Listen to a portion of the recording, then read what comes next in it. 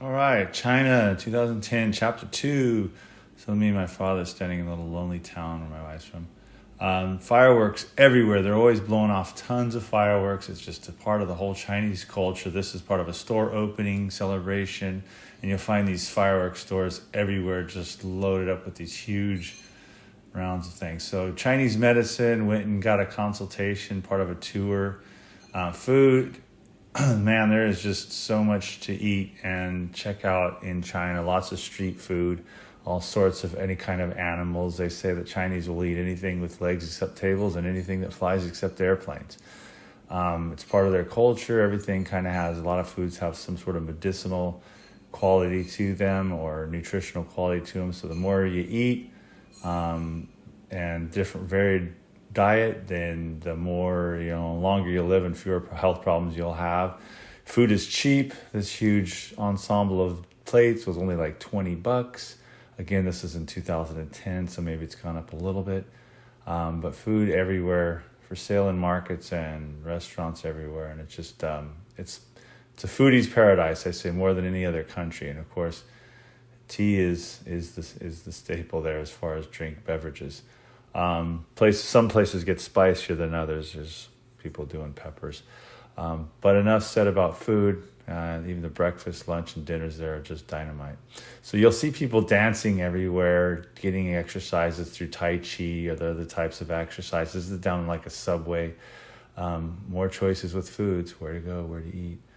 But yeah, you got to get used to the crowds there, and people are pushy and they cut in line. It's part of their culture. They're just used to being that way. Chinese people are just used to living that way. And so it's not really an insult to you when they cut in line. It's just part of their culture.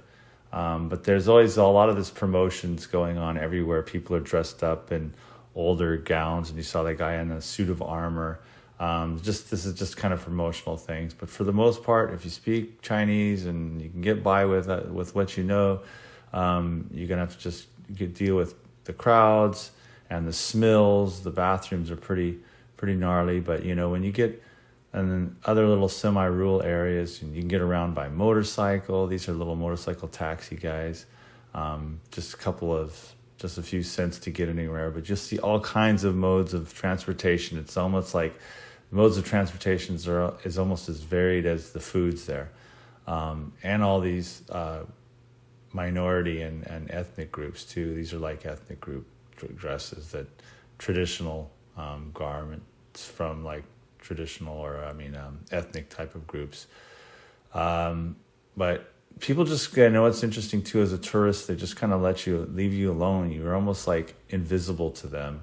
In fact, most foreigners are called guelos, which is like another term for ghosts. So it's like they don't even see you. If they notice you at all, and you might be the only white person in town, you'll get a kid staring at you. Again, they just exercise in public everywhere all day long and on into the evening.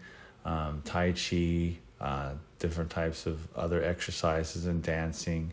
A little bit of Chinese opera here, an opera singer on top of a building. But again, at night, you'll see them in the parks and the squares. Everybody's getting their exercise. You'll see a lot of course, temples and a lot of ornamental decorations on all the roofs. It's just really easy to get into this. I kind of covered it a little bit in chapter 1. I think these are just a few more shots of some temples in the area around in Beijing.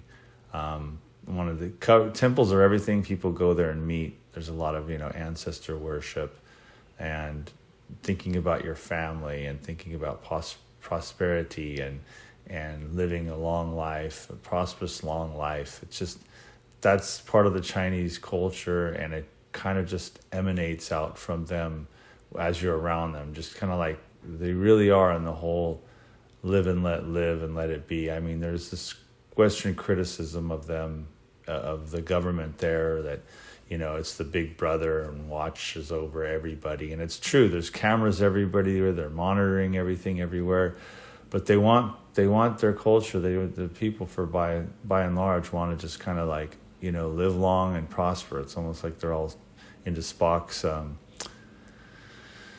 mantra. So they just kind of let everybody be, and they don't care about the crowding and cutting in line. And and they use a lot of basically if you do something wrong, they kind of go, it shines a bad light on your family. So there's this whole filial piety that kind of also emanates throughout their culture. Most people aren't bad guys there because it would be so shaming to your family to do that.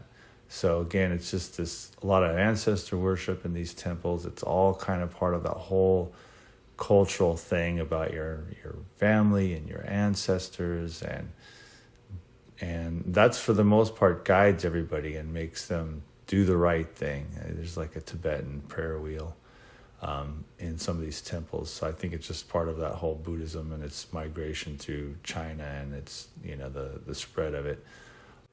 Well, this wraps up this chapter. More chapters for specific places to come. Hope you continue watching, and thanks for watching this and all my other videos. Have a good one. See you in my others.